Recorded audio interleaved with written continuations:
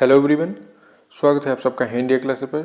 दोस्तों, आज की इस वीडियो में हम लोग खिलजी वंश से बनने वाले जितने भी महत्वपूर्ण प्रश्न बन सकते हैं सभी प्रश्नों को डिस्कस करेंगे। खिलजी वंश हमारा 1290 से लेकर 1320 ईस्वी तक रहा है।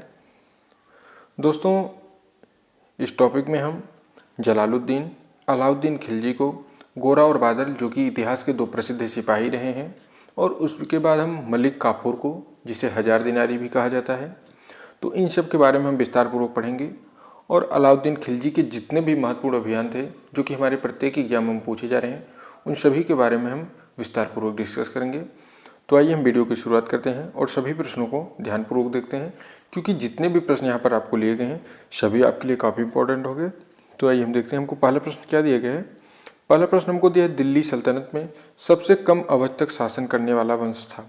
तो इसका सही आंसर हमारा क्या हो जाएगा, खिलजी वंश रहा है। सबसे कम समय तक शासन करने वाला शासक जो है खिलजी वंश रहा है। अब आइए हम दूसरे प्रश्न को देखते हैं। दूसरा प्रश्न हमको दिया है, खिलजी वंश का संस्थापक कौन था। तो खिलजी वंश का संस्थापक कौन था, जलालुद्दीन फिरोज खिलजी था। यह 1290 ईस्वी में खिलजी वंश की स्थापना की गई थी। 1290 ईस्वी में खिलजी वंश की स्थापना की गई और जलालुद्दीन फिरोज खिलजी इसके संस्थापक थे। अब हम तीसरा प्रश्न देखते हैं। तीसरा प्रश्न हमको दिया है, सर्वाधिक यानी सबसे अधिक मंगोल आक्रमण किस शासक के समय में हुए थे। तो इसका सही आंसर हमारा क्या हो जाएगा, अलाउद्दीन खिलजी। अलाउद्दीन खिलजी के समय में सबसे अधिक मंगोल आक्रमण हुए थे। अब हम अगला प्रश्न देखते हैं। दोस्तों, यहाँ पर प्रश्नों से संबंधित जितने भी महत्वपूर्ण फैक्ट बनेंगे सभी आपको यहाँ पर बताए जाएंगे। देखिए, चौथा प्रश्न दिया है, किस वंश के शासक ने सेना को नगद वेतन देने की प्रथा प्रारंभ की तथा अस्थायी सेना रखी। ऑप्शन ए दिया है गुलाम वंश, ऑप्शन बी है तुगलक वंश, ऑप्शन सी है खिलजी वंश, ऑप्शन डी है लोधी वंश। तो इसका सही आंसर हमारा क्या हो जाएगा, ऑप्शन सी खिलजी वंश। अब इससे संबंधित हम थोड़ा फैक्ट देखते हैं। घोड़ों को दागने तथा सैनिकों के हुलिया लिखने की परंपरा भी अलाउद्दीन खिलजी ने शुरू की थी। अब आइए हम नेक्स्ट प्रश्न देखते हैं। अगला प्रश्न हमको दिया है, बाजार नियंत्रण प्रणाली। बाजार नियंत्रण प्रणाली को प्रारंभ करने वाला पहला शासक था। ऑप्शन ए है अलाउद्दीन खिलजी, ऑप्शन बी है गयासुद्दीन तुगलक, ऑप्शन सी है कुतुबुद्दीन ऐबक, ऑप्शन डी है जलालुद्दीन फिरोज खिलजी। तो इसका सही आंसर हमारा क्या हो जाएगा, अलाउद्दीन खिलजी था। साथियों, यह हमारा प्रश्न जो है हमारे सभी परीक्षाओं के दृष्टि से मोस्ट इंपॉर्टेंट प्रश्न है। इसको जरूर कहीं ना कहीं नोट कर लेंगे। यह कई बार पूछा जा चुका है, रिपीट हुआ है प्रश्न। अब हम अगला प्रश्न देखते हैं। अगला प्रश्न हमको दिया है, किस महान शासक ने दक्षिण भारत के राज्यों को जीता था। तो ऑप्शन ए है अलाउद्दीन खिलजी, ऑप्शन बी है गयासुद्दीन तुगलक, ऑप्शन सी है कुतुबुद्दीन ऐबक, ऑप्शन डी है जलालुद्दीन फिरोज खिलजी। तो इसका सही आंसर हमारा क्या हो जाएगा, अलाउद्दीन खिलजी ने दक्षिण भारत के राज्यों को जीता था, इसलिए इसको महान शासक भी कहा जाता है। अब इससे संबंधित फैक्ट देख लेते हैं। यह पहला ऐसा शासक था जिसने दक्षिण भारत के राज्यों को जीता और इस अभियान का नेता कौन था, मलिक काफूर था। अब हम नेक्स्ट प्रश्न देखते हैं। अगला प्रश्न हमको दिया है, भारतीय इतिहास में एक दयालु शासक के रूप में किसे दिखाया गया है। यह हमारी परीक्षाओं में कई बार पूछा गया प्रश्न है। तो ऑप्शन ए दिया है अलाउद्दीन खिलजी, ऑप्शन बी है जलालुद्दीन खिलजी, ऑप्शन सी है कुतुबुद्दीन ऐबक, ऑप्शन डी दिया है गयासुद्दीन तुगलक। तो इसका सही आंसर हमारा क्या हो जाएगा, ऑप्शन बी जलालुद्दीन खिलजी को एक दयालु शासक के रूप में दिखाया गया है भारतीय इतिहास में। अब हम चलते हैं अगले प्रश्न की ओर। अगला प्रश्न हमको दिया है, अलाउद्दीन की महत्वपूर्ण विजय जो कि 1303 ईस्वी में थी, कहाँ की थी। तो इसका सही आंसर हमारा क्या हो जाएगा, ऑप्शन सी चित्तौड़गढ़ अभियान। चित्तौड़गढ़ अभियान अलाउद्दीन खिलजी की महत्वपूर्ण विजय थी जो कि 1330 ईस्वी में हुई थी। यह हमारी परीक्षा का दृष्टि इंपॉर्टेंट प्रश्न है। अब हम अगला प्रश्न देखते हैं। अगला प्रश्न हमको दिया है, अलाई दरवाजा और सीरी का किला तथा हजार खंभा महल का निर्माण किस शासक ने कराया था।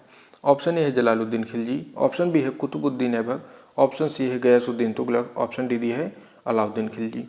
तो इसका सही आंसर हमारा क्या हो जाएगा, अलाउद्दीन खिलजी। देखिए, हमारे एग्जामों में कई बार पूछा गया है कि अलाई दरवाजा महल का निर्माण किस शासक ने करवाया, तो इसका सही आंसर है अलाउद्दीन खिलजी ने। अब हम अगला प्रश्न देखेंगे। अगला प्रश्न हमको दिया है, किस शासक ने स्वयं को खलीफा घोषित कर दिया था। तो ऑप्शन ए दिया है गयासुद्दीन तुगलक, ऑप्शन बी दिया है अलाउद्दीन खिलजी, ऑप्शन सी है मुबारक शाह खिलजी, ऑप्शन डी दिया है कुतुबुद्दीन ऐबक। तो इसका सही आंसर हमारा क्या हो जाएगा, मुबारक शाह खिलजी ने स्वयं को खलीफा घोषित कर दिया था। चलते हैं अगले प्रश्न की ओर। दोस्तों, यदि आपको वीडियो पसंद आ रही हो, प्रश्न आपको इंपॉर्टेंट लग रहे हो, तो चैनल को सभी भैया बहन जरूर सब्सक्राइब कर दें ताकि हमारी प्रत्येक वीडियो आपको मिलती रहे। अब हम देखते हैं नेक्स्ट प्रश्न। इतिहास में प्रसिद्ध सिपाही गोरा और बादल किस अभियान के द्वारा मारे गए थे? ये दोनों सिपाही इतिहास के प्रसिद्ध सिपाही हुए हैं। तो ऑप्शन ए दिया है गुजरात अभियान, ऑप्शन बी है रणथंभौर अभियान, ऑप्शन सी है चित्तौड़गढ़ अभियान, ऑप्शन डी है तेलंगाना अभियान। तो इसका सही आंसर क्या हो जाएगा? ऑप्शन सी, चित्तौड़गढ़ अभियान में गोरा और बादल दोनों लोग मारे गए थे। ये दो प्रसिद्ध सिपाही रहे हैं। अब हम अगला प्रश्न देखते हैं। अगला प्रश्न हमको दिया है चित्तौड़गढ़ पर विजय हासिल करने के बाद इसका नाम बदलकर क्या रखा गया था? तो इसका सही क्या आंसर क्या है? खिजराबाद। यह परीक्षा की दृष्टि से इंपॉर्टेंट प्रश्न है। चित्तौड़गढ़ पर जब शासक ने विजय हासिल कर लिया तो इसका नाम बदलकर खिजराबाद रख दिया था। अब हम अगला प्रश्न देखते हैं। अगला प्रश्न इंपॉर्टेंट प्रश्न है। तेलंगाना अभियान का नेतृत्व किसने किया था? ऑप्शन ए है रतन सेन ने, ऑप्शन बी है मलिक काफूर ने, ऑप्शन सी प्रताप रुद्रदेव ने, ऑप्शन डी है बल्लाभ तृतीय ने। तो इसका सही आंसर हमारा क्या हो जाएगा? ऑप्शन बी, मलिक काफूर ने किया था नेतृत्व। इससे संबंधित थोड़ा फैक्ट देखते हैं। इसी अभियान में मलिक काफूर को बहुमूल्य कोहिनूर हीरा प्राप्त हुआ। अलाउद्दीन खिलजी तक काफूर ने पहुंचाया था।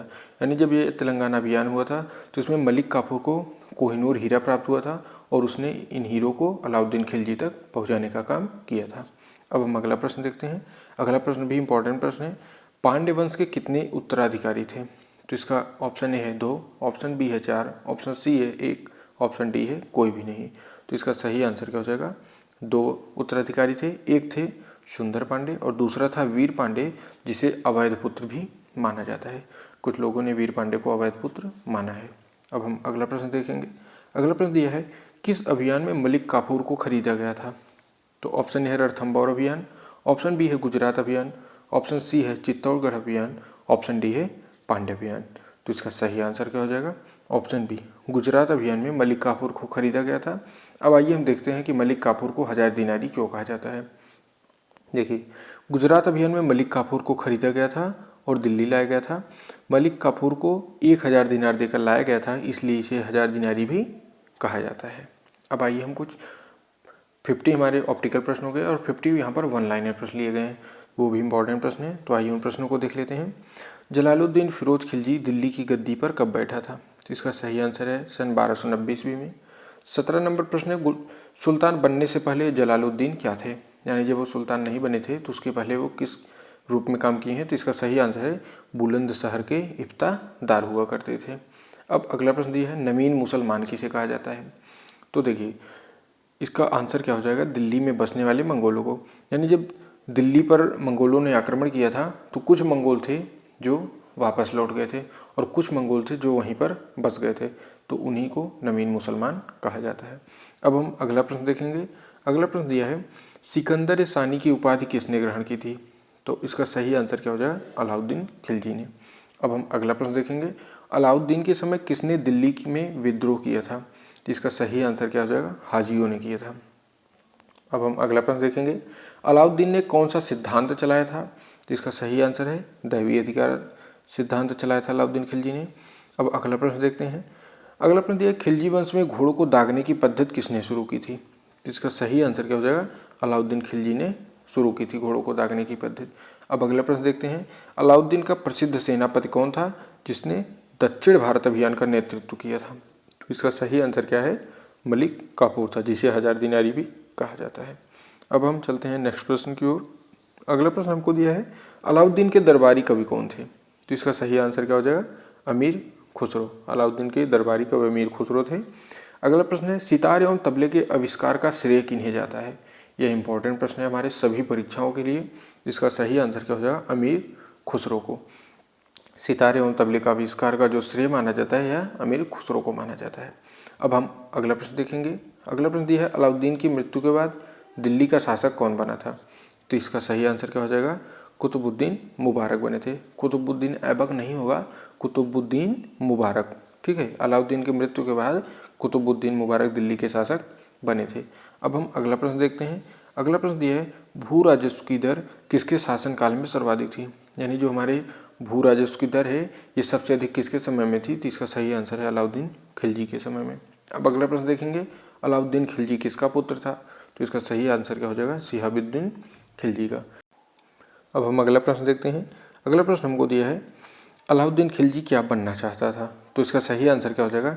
यह सिकंदर की तरह विश्व विजेता बनना चाहता था तथा एक नया धर्म भी शुरू करना चाहता था। अलाउद्दीन खिलजी जो था, ये जो हमारे सिकंदर थे विश्व विजेता जिन्हें कहा गया है, ये उन्हीं की तरह बनना चाहते थे और विश्व विजेता बनने के बाद ये अपना एक स्वयं का नया धर्म शुरू करना चाहते थे। अब हम अगला प्रश्न देखते हैं। अलाउद्दीन खिलजी ने भूमि को मापने के लिए किस पैमाने की शुरुआत की थी? यानी जो हमारी ज़मीन मापी जाती है, इसको मापने के लिए अलाउद्दीन खिलजी ने किस नए पैमाने की शुरुआत की थी? तो इसका सही आंसर क्या है? विश्व पैमाने, जिसे कहीं कहीं पर बीघा भी कहा जाता है। तो अलाउद्दीन खिलजी ने भूमि को मापने के लिए विश्व पैमाने की शुरुआत की थी। तो साथियों, इस प्रकार आपकी 30 प्रश्नों की लिस्ट समाप्त होती हुई।